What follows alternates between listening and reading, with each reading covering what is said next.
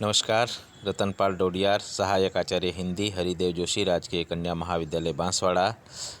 आज हम अध्ययन करने जा रहे हैं बीए तृतीय वर्ष हिंदी साहित्य के प्रथम प्रश्न पत्र के अंतर्गत तुलसीदास जी की प्रसिद्ध रचना कवितावली, और कवितावली के बालकांड में हम व्याख्या की ओर बढ़ रहे हैं।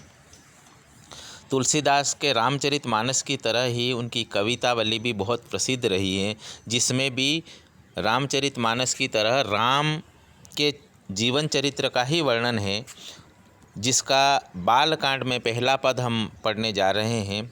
अवधेश के द्वारे सकारे गई, सूत गोद के भूपति ले निकसे। अवलोकी हूँ सोच विमोचन को, ठगी सी रही जे न ठगे धिक से। तुलसी मन रंजन रंजित अंजन, नैन सुखंजन जातक से। सजनी शशि में समशील उभे, नवनील सरोरु से विकसे। इस बालकांड में जिस तरह से आपने देखा होगा कि पिछले अध्याय में हमने सूरदास की बाल लीला वर्णन को पढ़ा था, जिसमें कृष्ण के बाल स्वरूप का वर्णन किएगा, ठीक उसी तरह यहाँ पर राम के बाल मनोहारी स्वरूप का वर्णन तुलसीदास जी के द्वारा उनकी रचना कवितावली में किया गया कि बालकांड जिसको हम पढ़ने जा रहे में किया गया है। इसमें यहाँ पर एक सखी दूसरी सखी को अपने आँखों देखी हुई राम की सुंदरता का, उनके बाल स्वरूप का वर्णन दूसरी सखी को बता रही है। वो कह रही हैं कि अवधेश के द्वार, यानी अयोध्या के राजा के द्वार पर सकारे गई। हे सखी, मैं सुबह सुबह गई वहाँ पर मेरे आवश्यक कार्य को लेकर के। तब मैंने देखा कि सूत गोद के भूपति ले निकसे, अपने पुत्र को राम को गोद में ले करके वहाँ के राजा दशरथ निकले, दिखाई दिए मुझे। वो कह रहे हैं कि अवलोक ही हूँ मैं उस राम के दर्शन कर पाई, और अवलोक ही उनको निहारती रही, और उनको निहारते वक्त ऐसा लगा कि हूँ सोच विमोचन को। मेरी सारी चिंताएं, मेरे सारे शोक, मेरे सारे दुख, मेरे सारे विचार, सब का सब विमोचन हो गया, दूर हो गया। मैं भूल गई अपने आप को, और मैं उस राम को देखती ही रही, और देखते देखते ठगी सी रही। ठग गई मतलब उनके रूप को देखते ही सारी बातों को मैं भूल गई, और उन पे एक तरह से उनकी सुंदरता को निहारती रही। जे न ठगे दिख से, वो कहती कि ऐसे सुंदर आकर्षक बाल मनोहारी उस बालक को दे करके जो न ठगे जाए, जो न मोहित हो जाए, जो न खींचे चले जाए, उनको धिक्कार है। अर्थात ऐसा कोई दुनिया में हो नहीं सकता कि ऐसे स्वरूप को देख करके उनकी ओर खींचा नहीं चला जाए। तुलसी मनरंजन, तुलसीदास जी यहाँ कह रहे हैं कि मनरंजन यानी मन को आनंद देने वाला उनका रूप और सौंदर्य। रंजित अंजन, बल्कि उनकी आँखें देखें, आँखों को हम देखते हैं तो रंजित अंजन, वह काजल से भरी हुई, काजल से रंगी हुई, उनमें काजल लगा हुआ राम की आँखें ऐसी दिखाई दे रही है जैसे नैन सुखंजन जातक से, जैसे खंजन पक्षी के छोटे छोटे बच्चे होते हैं, पक्षी के छोटे छोटे शिशु होते हैं, उन छोटे जातक या उन छोटे से पक्षियों के सुंदर सुंदर काली काली आँखें बड़ी आकर्षक लगती, वैसी ही सुंदर काजल से भरी हुई काली काली आँखें बड़ी आनंदित दिखाई दे रही है, हमें हमारे मन को खींच रही है, हमारे मन को आनंदित कर रही। सजनी शशि में समशील उभे, और उन दोनों आँखों को जब मैंने देखा और उनके चेहरे को देखा, राम के चेहरे को, तो हे सजनी, हे सखी, शशि में उनका चेहरा मानो चंद्र माँ हो, और उस चंद्रमा में समशील समान गुण और धर्म वाले उभर गए हों।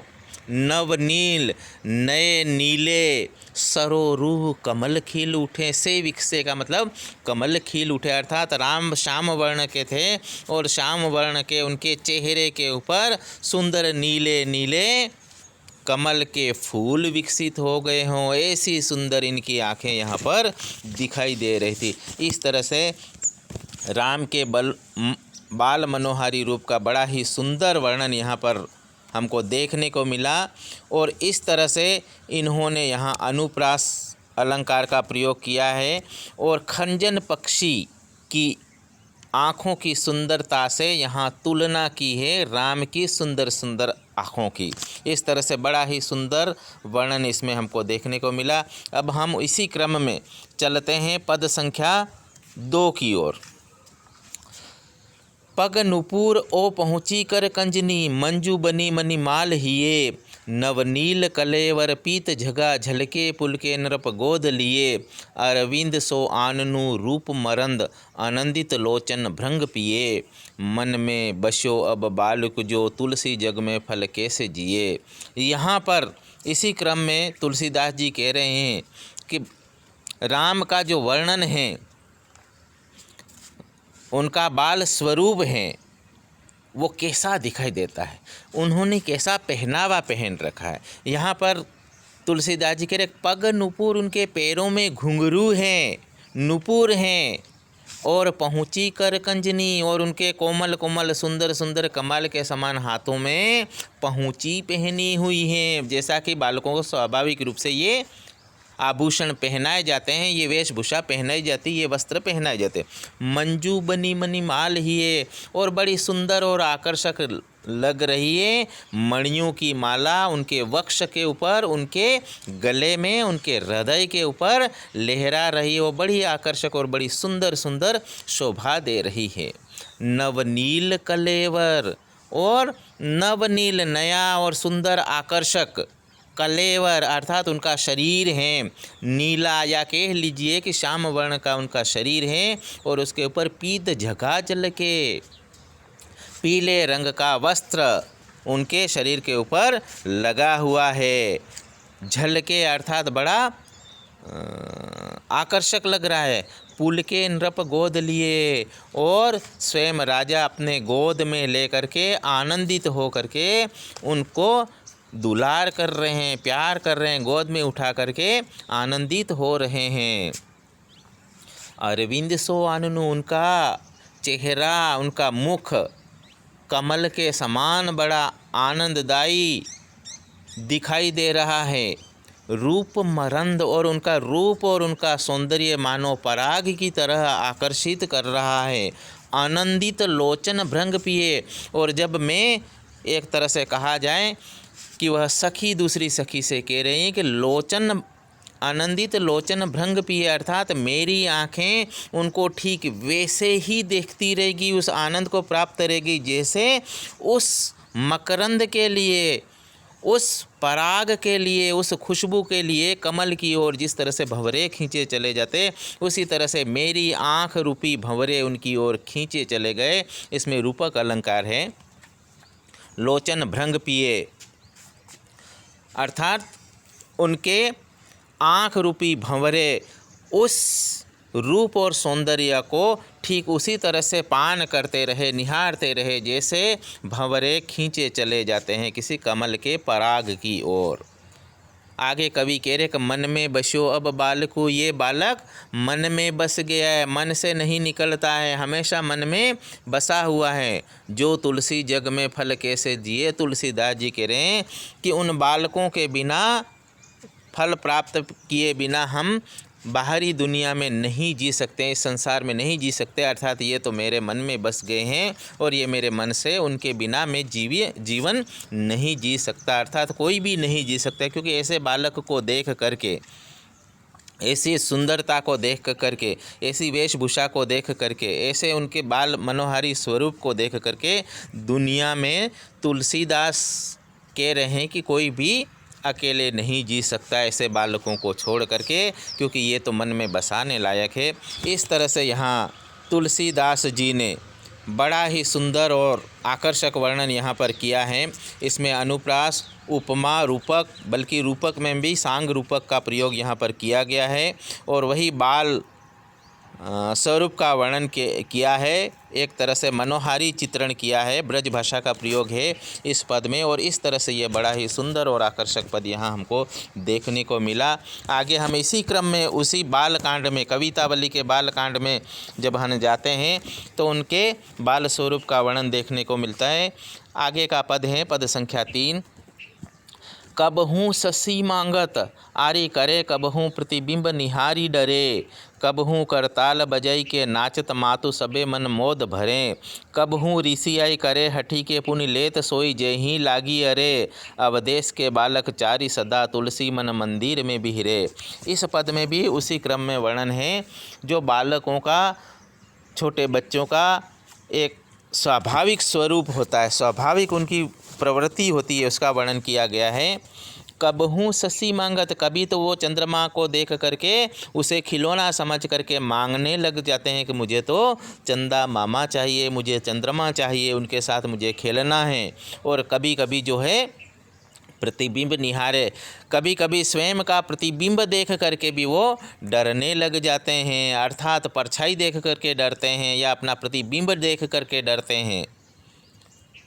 जो बाल स्वभाव है, कबहूँ करताल बजाई के नाचत, कभी तालियां बजा बजा करके नाचने लग जाते हैं, जैसे स्वाभाविक रूप से बच्चे नाचते। मातु सबे मन मोद भरे, और इस तरह की उनकी हरकतों को देख करके, इस तरह के उनके स्वभाव को देख करके, इस तरह के बालकों के व्यवहार को देख करके उनकी माता कौशल्या, कैकई और सुमित्रा तीनों ही बड़ी आनंदित हो जाती है। कबहूँ ऋषि आई कहें हठी के पुनि लेत, कभी कभी वह गुस्से में आ जाते हैं या नाराज हो जाते हैं, और नाराज हो करके जिद करने लग जाते हैं, और जिद करके उस वस्तु को प्राप्त करके ही दम लेते हैं जिसको वो लेना चाहते हैं।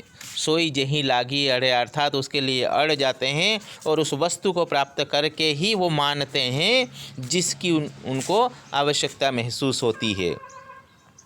अवधेश के बालक चारी सदा, अवधेश अर्थात अयोध्या के राजा दशरथ के ये चारों बालक अर्थात राम, भरत, लक्ष्मण और शत्रुघ्न, ये चारों बालक सदा तुलसी मन मंदिर में भी रहे। तुलसीदास जी कहते हैं कि ये चारों बालक मेरे मन रूपी मंदिर में विचरण कर रहे हैं। अर्थात यहाँ कवि के कहने का मतलब है कि मेरा मन इतना पवित्र है कि मैंने इसको मंदिर की तरह बना लिया है, और इसमें ही इनके विचरण करने या निवास करने या बसे रहने के लिए मैंने उसको, मेरे मन को शुद्ध बना लिया है, और मेरे मन में ये हमेशा बसे हुए हैं। इस तरह से बड़ा ही सुंदर वर्णन इन चारों बालकों का, उनके स्वभाव का, उनके खेलने का, उनके जिद का, और इस तरह से यहाँ पर वर्णन देखने को मिला है। इसमें इनके सहज स्वभाव में स्वभावोक्ति अलंकार आपको देखने को मिल जाएगा। मन मंदिर में यहाँ पर रूपक देखने को मिल जाएगा। इस तरह से ब्रज भाषा की स्वाभाविक शब्दावली का प्रयोग करते हुए बड़ा सुंदर ही वर्णन यहाँ पर देखने को आपको मिला। अब हम देखते हैं आज के अंतिम पद के लिए, पद संख्या 4 जो पाठ्यक्रम में निर्धारित है। इसी क्रम में कवितावली के बाल कांड में ही यहाँ पर वर्णन उनकी सुंदरता का, बाल स्वरूप का वर्णन किया जा रहा है। बर दंत की पंक्ति कुंद कली अधराधर पल्लव खोलन की, चपला चमके घन बीच जगे छवि मोतिन माल अमोलन की, घुंघरारी लटें लटके मुख ऊपर कुंडल लोल कपोलन की, निवछावरी प्राण करे तुलसी बलि जाऊँ लला इन बोलन की। यहाँ पर भी उसी क्रम में उनके बाल मनोहरी चित्रण किया गया है। बर दंत की पंक्ति अर्थात सुंदर सुंदर दंत की पंक्ति, दांतों की पंक्तियाँ ऐसे लगते हैं जिसे कुंद कलियाँ हों, कुंद कली हो। अधराधर पल्लन खोलन की, और दोनों होंठ जब वो खोलते हैं तो ऐसा लगता है कि वो लाल लाल जो होंठ हैं वह नव कोपले हैं, और उन नव कोपलों को खोलते ही वहाँ कुंद कली दिखाई देती हैं, या अर्थात इतनी सफ़ेद सफ़ेद वह दांत बड़े सुंदर लगते हैं जैसे कुंद कली हो, कुंद के पुष्प हो। चपला चमके घन बीच जगे छवि मोतन माल अमोलन की, उनके गले में जो पहनी हुई मोतियों की माला है वह बड़ी ही सुंदर और बड़ी ही आकर्षक लगती है। ऐसा लगता है कि उनके श्याम शरीर पर उनका संपूर्ण शरीर जो है श्याम वर्ण का है। तो ये श्याम वर्ण का जो शरीर है वो एक तरह से बादल हो, और उन बादलों के बीच में जब बिजली चमकती है तो बड़ी सुंदर और आकर्षक दिखाई देती है, हमारे मन को मोहने वाली होती है उस बिजली की छवि। उसी तरह मोतियों की माला उस श्याम वर्ण के शरीर में, उस श्याम वर्ण के बादल में मानो बिजली का काम कर रही हैं और एक तरह से बिजली चमक रही हो, इस तरह से वह मोतियों की माला चमकती हुई बड़ी सुंदर और आकर्षक शरीर को शोभा देती है। इस तरह से उनका शरीर बड़ा शोभा दे रहा है। और आगे कवि कहते हैं कि घुंघरारी लटें लटके मुख ऊपर, उनके घुंघरारी जो लटें हैं वह उनके चेहरे के ऊपर लटक रही है, मंडरा रही हैं, और इस तरह से लटकती हुई उनकी लटें बड़ी सुंदर दिखाई दे रहे हैं। कुंडल लोल कपोलन की, और कुंडल जो होते हैं वह गालों के ऊपर लहराते हुए बड़े सुंदर लग रहे हैं, बड़े आकर्षक लग रहे हैं। वह छवि बड़ी अतुलनीय है। निवछावरी प्राण करें तुलसी, तुलसीदास जी कहते हैं कि मैं अपने प्राणों को इन ऐसी मनोहरी सुंदरता पर, उनके स्वभाव के ऊपर, उस दृश्य के ऊपर, उन बालकों के ऊपर न्योछावर कर सकता हूँ या न्योछावर कर देता हूँ, या बली जाऊँ, मैं बलिहारी हो रहा हूँ, अपने आप को न्योछावर कर सकता हूँ। ललाइन बोलन की, और जिस तरह से ये बालक बोलते हैं अर्थात राम बोलते हैं तुतलाती हुई बोली। स्वाभाविक है कि छोटे बच्चे तुतलाते हुए बोलते हैं, स्पष्ट नहीं बोलते हैं, लेकिन जिस तरह से वो बोलने का प्रयास करते हैं या कुछ बोलते हैं तो उनकी तुतलाती बोली बड़ी ही आनंददायी और आकर्षक होती है, हमारे मन को मोहने वाली होती है। अर्थात जितना उस पर अपने आप को समर्पित किया जाए वो कम है। तो यहाँ कवि कह रहे कि मैं अपने प्राणों को भी न्योछावर कर देता हूँ इनकी सुंदर और तुतलाती हुई बोली पर। इस तरह से यहाँ पर राम के स्वरूप का वर्णन, राम की सुंदरता का वर्णन, राम के स्वभाव का वर्णन, और इसी के साथ साथ चारों भाइयों का वर्णन ये कवि ने किया है। इस तरह से बड़ा ही सुंदर वर्णन देखने को आपको इन 4 पदों में मिला। अनुप्रास, उपमा और रूपक जैसे अलंकारों का प्रयोग यहाँ पर किया गया है, ब्रज भाषा का प्रयोग किया गया। इस तरह से राम के बाल स्वरूप और राम के तीनों भाई यूँ का भी वर्णन इसमें देखने को मिला। इस तरह से तुलसीदास जी ने उनके बाल मनोहरी रूप का और उनके स्वभाव का सुंदर और आकर्षक चित्रण किया है। बस आज के लिए हम इतना ही, फिर आगे और मिलेंगे। धन्यवाद।